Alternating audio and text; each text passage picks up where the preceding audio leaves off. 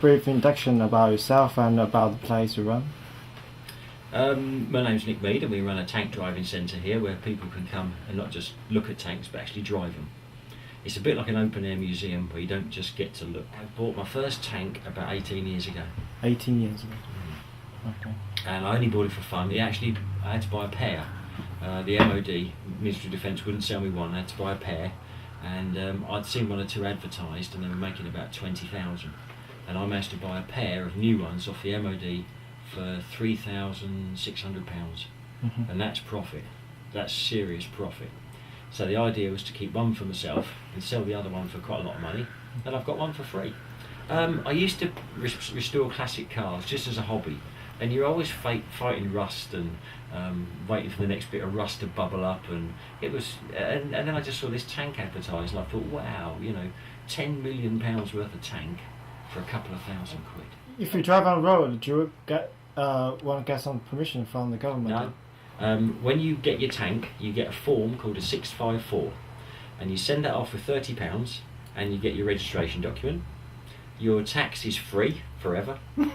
You don't pay road tax? You don't pay road tax. You have to go and get a tax disc, but it says nil, and you don't pay for it. And when I go to get my ones, I'm always sketchy about the model. I call it a Vickers, whereas it would be a 432 or an Abbott. I say, well, it hasn't really got a model, but you could call it a killing machine.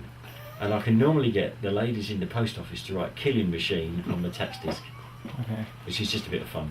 But I usually do that. So is there any accident that happened from the tank accident, or is it ever stopped by police as a... The police have always been very good to me. They've always smiled, and to be honest, when I go around the back of... I did this gumball rally and I had to go around the back of Buckingham Palace, which is a quick way to get back to the lorry. And police won't look at me. They don't want to make eye contact. They try and avoid me because they don't know what to ask. So they would rather just not get involved. Yeah. It makes life... And I heard that you cooperate with Top Gear quite a lot. Can you say something about that? Well, first of all, when we've done our stretch limo, there's two tanks cut in half and welded together. It went onto their news desk and they sat around their big television, and Hammond goes, here's something new for you, and Clarkson goes, yeah, I've seen this, yes, it's made for Newcastle, something new for Newcastle girls to be sick in. It says even got black window glass in there, they could press their boobs against the glass. And I was a little bit annoyed at that, but then saying that, it was full picture on Top Gear, all for free, and it helped with bookings. And then sometime later, they came back and they wanted to hire it to take them across London Bridge, and they wanted it painted black purely for that job, which was they gave me this special wash-off paint which didn't wash off, bastards. Anyway, we did the booking and they loved it, and just as I was setting off to take Clarkson across the bridge, I said, if you really want publicity, what I could do is when I do the turn on the bridge, if I do more turning, it's like a 4-point turn, if I turn hard in reverse rather than the forwardy bit, I can throw the track off. And I said, only one person's going to get that back on, and that's me.